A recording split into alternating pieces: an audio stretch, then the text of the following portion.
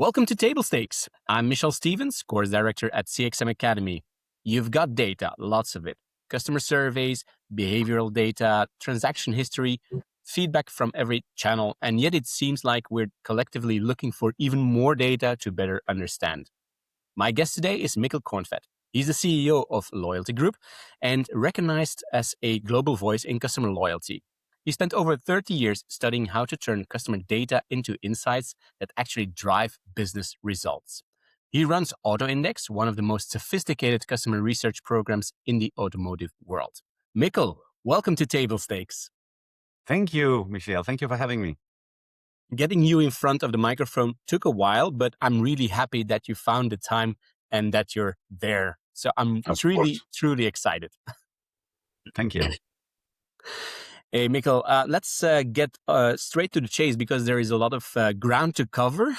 You've been studying customer loyalty for over 30 years, as I said in the introduction.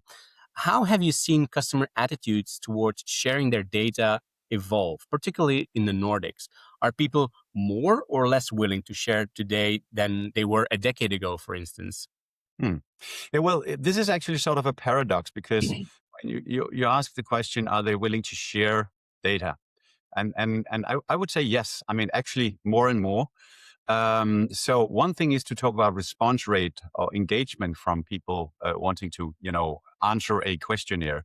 Another thing would be what type of data are they actually willing to share? This has been going on for at least the last 10 years. All of these free services offered online in terms of apps of different kinds. The idea of there's no such thing as a free lunch is often forgotten when you sign up with this free health app. So suddenly, I mean, you're actually sharing vital personal medical data with somebody just to be able to, see your pulse rate or something like that. So in that respect, there's a number of people that they never read, the fine print in signing up to something. So in that respect, you are definitely sharing a lot and basically accepting this. So that's one part of it. The other part would be the response rates. And I'll cover more of this when we go through the discussion today, because in general I would say that the response rates come down because everybody is flooding the market with the surveys of different kinds, and the Net Promoter Score, the very simple metric, has definitely pushed us in the wrong direction on that one because it's so easy. I mean, it's so simple. So everybody wants to ask anybody on all kinds of stuff all the time. So for that reason, you're flooded with this. So I think there's a very interesting discussion that we can have today on making yourself relevant. So that's the other part of things. To go back to the first point that you made. Yesterday, I saw a tweet. Is that still a tweet? I'm not sure. A post on X from Elon Musk saying that if you want to have a second opinion about your medical charts, just take a picture or upload it to Grok, and it will give you a second opinion. And I was like, that sounds like a big no-no, sharing that kind of data. It's actually quite open, if you want to share, I mean, you just upload a picture. I mean, that's quite deliberate. I think the problem here is that people are so focused on that free service that they want to have, and then they are not paying attention to the fact that they're actually giving up a lot of sensitive information just to get that. So I mean, that's another thing. It's more of IT security kind of thinking in terms of guarding yourself in different ways. But I mean, if you're willing so openly to just upload your medical documents, and I'll give you that's basically giving a consent very clearly, right? So, but maybe we should take a step back and ask ourselves, why do we need to survey people? Do you think there is enough thought put into it? Because I know you have a clear opinion on when to use surveys and when not to. What's your point on that? Well, actually, as we just talked about, one of the biggest problems in the market now is the fact that it's very easy to ask a question. It's very cheap to ask a question. Back in the days when I started, we actually sent out physical questionnaires.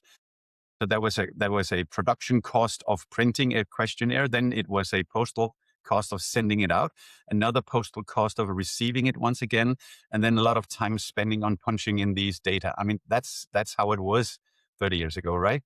So now it's sending out a free email, getting a response online. So gathering 10 or 10,000 interviews, I mean, it's more or less the same cost. So in that respect, um, it's been becoming a commodity in another way. For that reason, I think it's even more relevant now to talk about, why are we actually going to ask our customers questions? Hmm. So who are we going to ask? What kind of questions are we asking? Um, when are we going to ask that question? I mean, is it at the time when it's relevant for me to ask or for you to answer? In what channels are we going? I mean, how are we meeting them? Online questionnaires, phone interviews, whatever.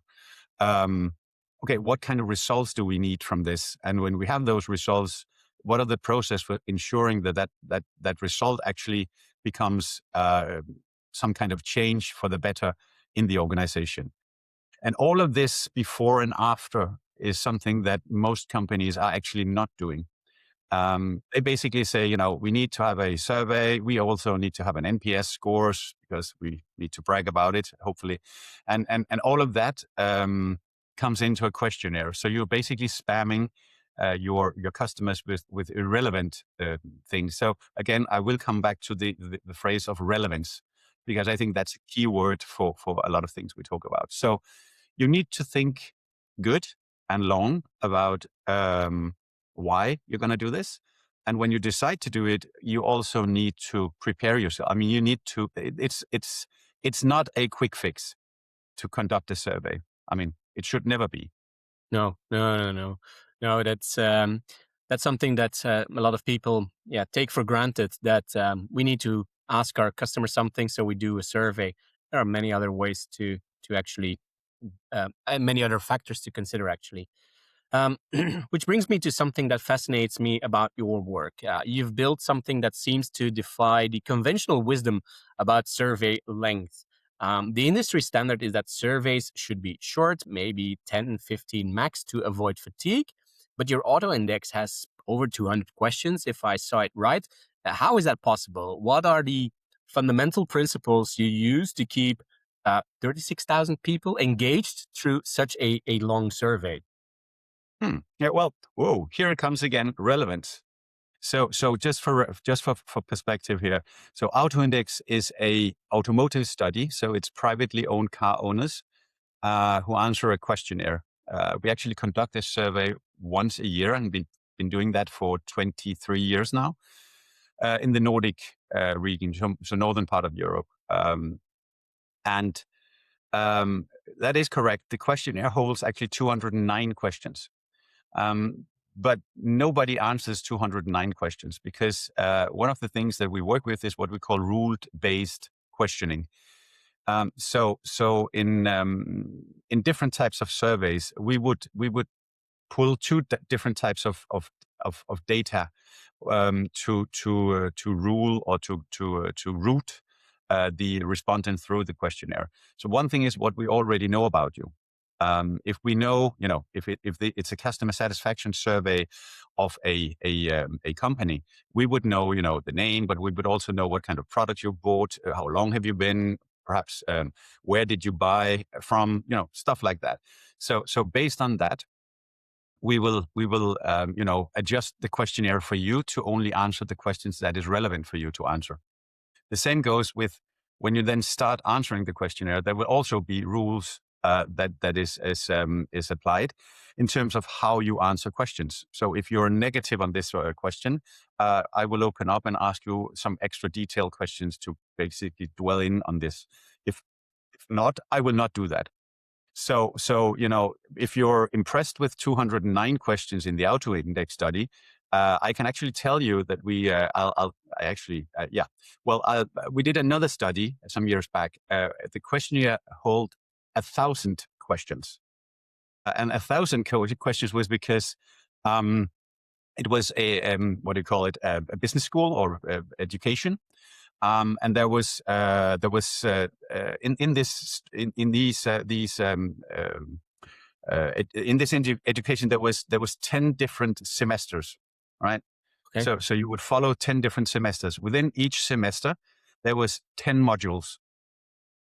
Okay, so that's Right. 10 times 10, that's 100. And we wanted to ask 10 questions for each module that you were following. So 10 times 10 times 10s equal 1,000, right? So the questionnaire actually hold 1,000 questions. If you, as a respondent, the first question was, which semester are you on? And that immediately narrowed down the questionnaire to only that semester. Okay, within this semester, which of these modules have you actually covered? That was only 3 out of 10. Okay, now we're even further down. Now we have 30 questions left, because it's 3 semesters times 10 questions. So in that way, you can build something that is highly relevant for that that respondent. And with that Yeah. comes high engagement. Here comes high response rates also. But yeah, turning back, the unique thing with the AutoIndex is still we collect that amount of interviews. I mean, we collect yearly around 35,000 interviews. So it is a massive study. But relevance, especially built on this rule-based questioning, but also there's a difference. And now, if you buy a car from very many people, that's a big investment, and that's something that is important to them. So for that reason, they're willing to spend more time. We did a lot of surveys for a kitchen, a chain of kitchen shops selling kitchen. And again, if you've spent a lot of money, having a new kitchen installed, that is something that you will, gladly spend time on answering as well. On the other end of the scale, I received an online. I've ordered some stuff online, and I got it there. One thing is receiving a questionnaire from the shop that I actually bought from. I mean, that makes sort of sense. But I also got an email from the company delivering the package. I mean, I had no interest in that, because I wasn't even choosing them. So the idea of them sending me an email saying, okay, we were allowed to deliver your package. How do you feel about that? It's like, well, really.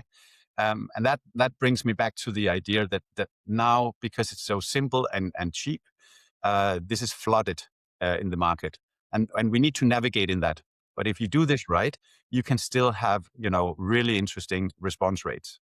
So what you're saying is that it's not about the length; it's about the relevance and the flow. Which also brings me to the craft of survey design. I mean, the sequence matters. The order in which you ask things shapes how people respond to it. So there is a science to the sequence. You're thinking about respondent psychology and momentum. Brings me to to another design decision that causes a lot of debate in the research community: response scales. There's no consensus. Well, to me, it seems like there is no consensus on what works best. There is a lot of debate among experts about the right response scale. So some people advocate for a tight 1 to 5 scale to limit variance. AutoIndex often uses a wider scale. Can you walk us through your philosophy on scale design? Why a wider scale, and what does it allow you to see? Yeah, well, we most often use a scale of 1 to 7. And that's basically because, at one point we looked a lot into this. And the research, at least at that point, said if you have a narrow scale less than 7, I mean 1 to 5, you would only have 2 different options to indicate positive attitude, or 2 to indicate negative.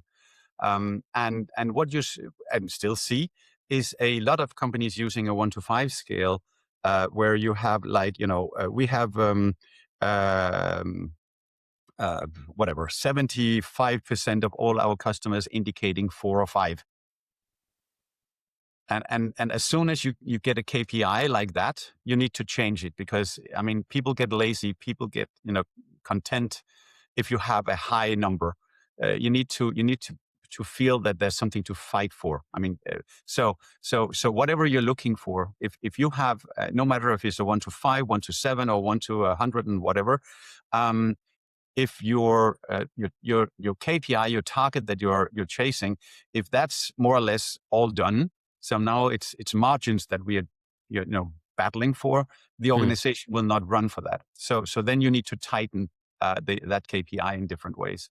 So the point here would be, I don't like the idea that I only would have two different ways of indicating a positive or a negative response. On the other hand, if you had a 1 to 9 or even more, um, there's a bigger chance that the respondent are actually not very specifically choosing one answer to the other.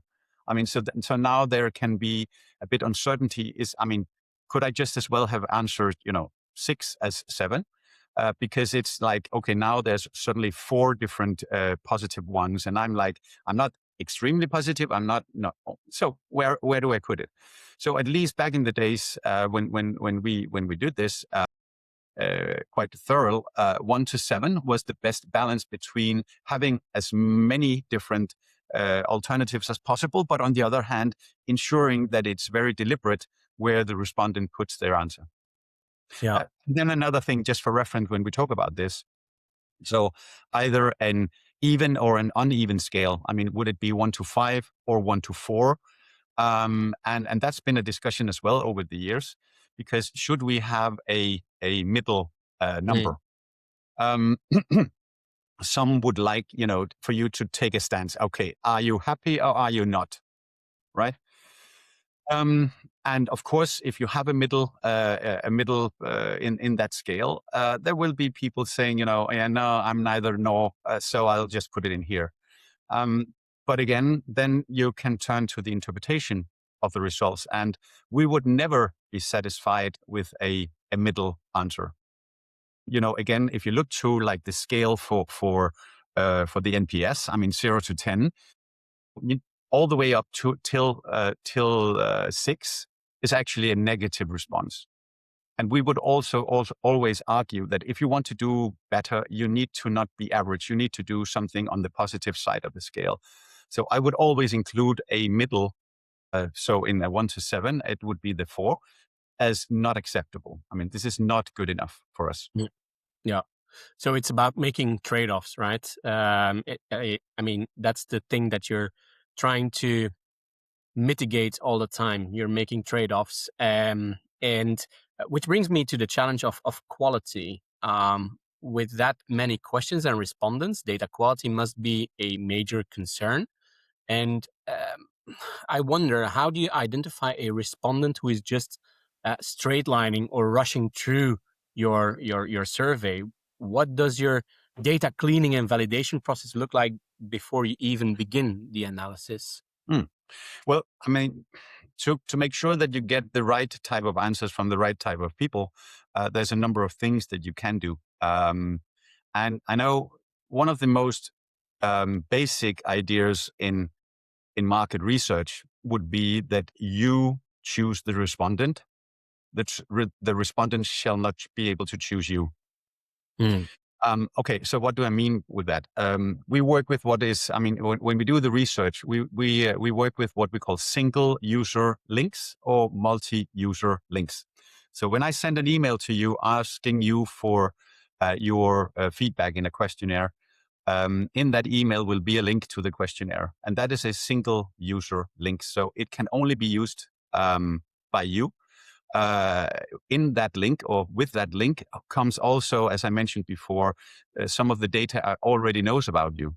So, at the time when you start answering that questionnaire, I will be able to take that answer and align it with your history of purchase or whatever I know about you that is of relevance, what we have designed before that.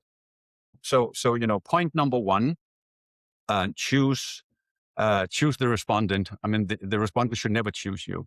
So as soon as you put out what we call a multi-user link, and we do that sometimes, in the whatever. I mean, actually, at this point, we're doing a CX manager survey. So we put out on social media and stuff a link to answer that.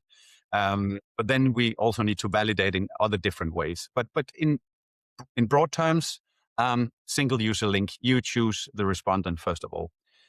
Also, when we do the market research, we still use market research companies. So we have a web panel of about 120,000 people who have signed up. So we have that, but that's completely not enough. So we work with the biggest suppliers in the market in the northern part of Europe. A couple of companies there, market research companies, and they have similar types of web panels. And again, everybody, I mean, all individuals in that web panel, we know who they are. So for that reason, we can get a massive amount of people answering and are still in control.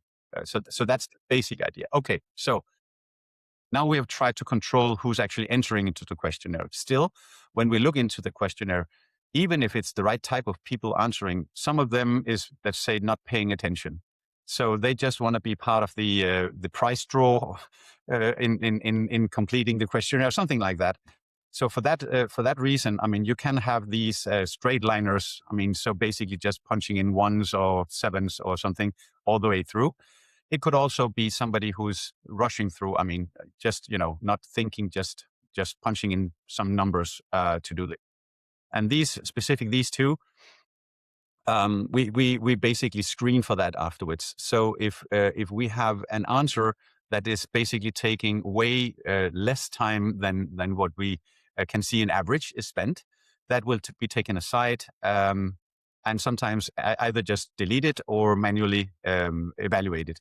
I mean, Yeah. there could be a very slim chance that answer could still be relevant for some reasons, but normally it would be taken away. Same if you have a straight lining, so basically answering same type of questions. We actually build in some of the questions, so you need to, I mean, if you're all positive, you can just put in sevens. Actually, in some times you need to put in ones as well.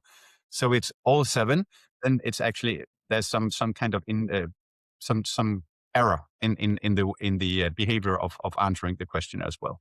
Yeah. So those are as simple, looking for patterns in the data. And then the last one, but we took that away for GDPR reasons. But up until a couple of years back, in this massive AutoIndex study, what we did, again, a big survey, a lot of questions. So one of the first questions that we did was basically, please punch in your registration number of your car. But you could look it up then. I mean, at least today you can look it up in the central data systems. But at that time when we started doing that, we couldn't. But the point was, okay, punch in your registration number, and then some could actually fake it and punch in something that is not correct, right? But then at the end of the questionnaire, we asked the same question one more time. Please re-enter your registration number.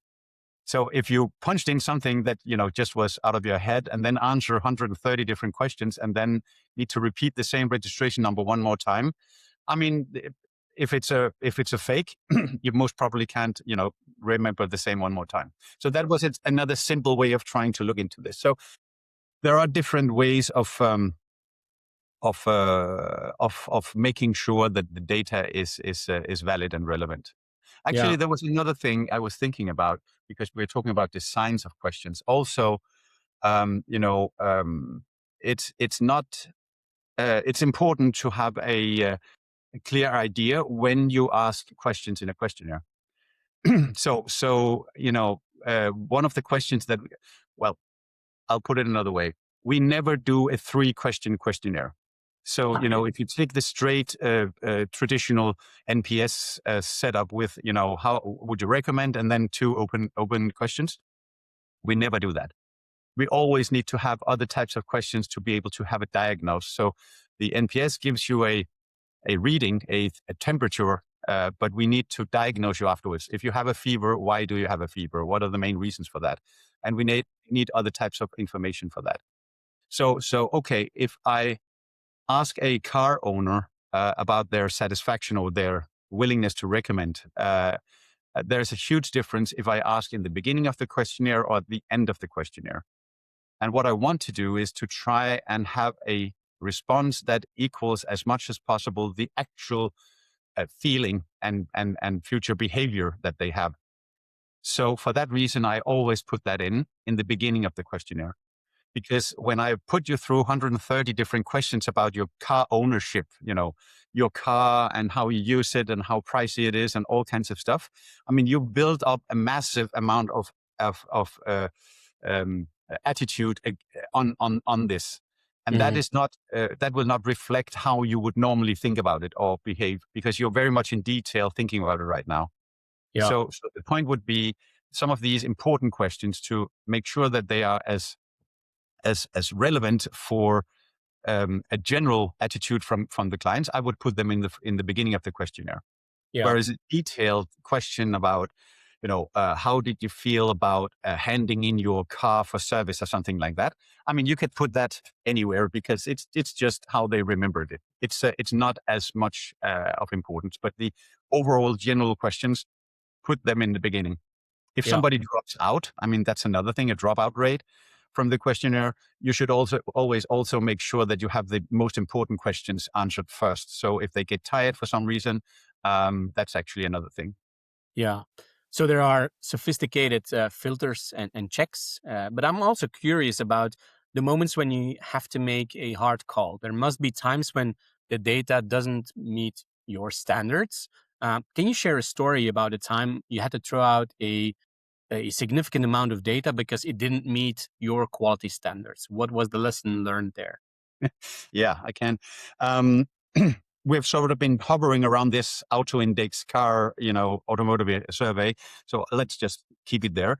Um, one, this is about 10 years back. At that time, we were both using these single user links that I was talking about, sort of sending out specific to people.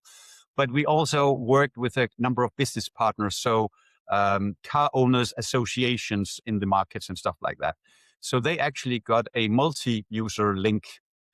So the point is, they in their magazines and to the 240,000 members in the Car Owners Association in Denmark, they could send out a newsletter or something to invite them to join.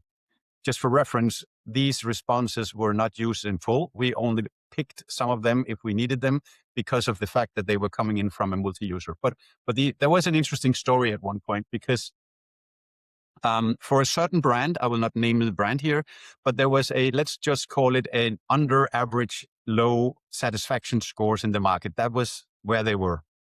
And then suddenly, within only a couple of days, 2-3 days, we got a massive, uh, a very large amount of answers for that car brand specifically.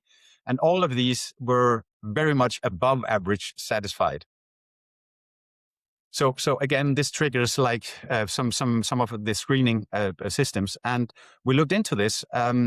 First of all, we could see that these response all came from the same IP address, so that's one thing. But we then dug a bit deeper and understood that this was actually coming from a car club, so a gathering of car enthusiasts from that brand, and they were really frustrated about the fact that their car brand was so low because they loved that brand. So of course they decided, I mean, everybody else should love the brand as much as we do. So we of course want to contribute. So they were not trying to fake anything, but there was just a massive amount of, extremely passionate car owners suddenly answering into this. There's nothing wrong with that.